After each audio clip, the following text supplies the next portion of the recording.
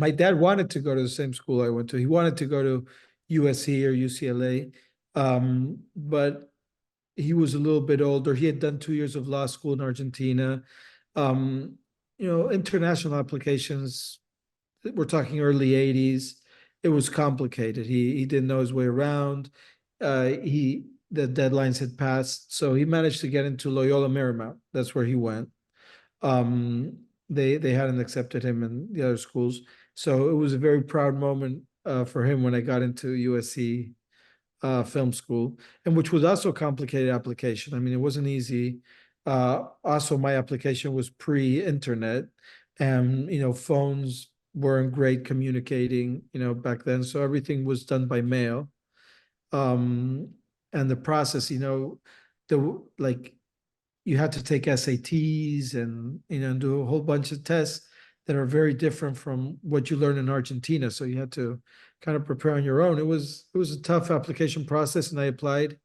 I remember applying to NYU, USC, UCLA, and AFI, and I had gotten rejections from AFI, NYU, UCLA, and I hadn't heard back from USC.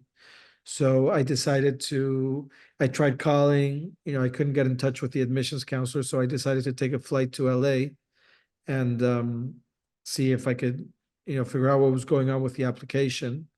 And so I drove over to USC. I asked to speak with the admissions counselor.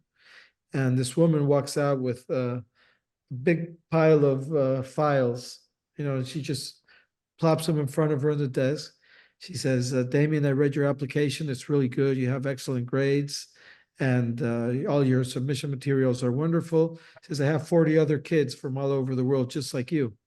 Why should I pick you? And I said, how many of them are here right now? And she said, that's a good point. And then she said, don't you want to study engineering? I can give you a scholarship for engineering. I said, no, I want to study film.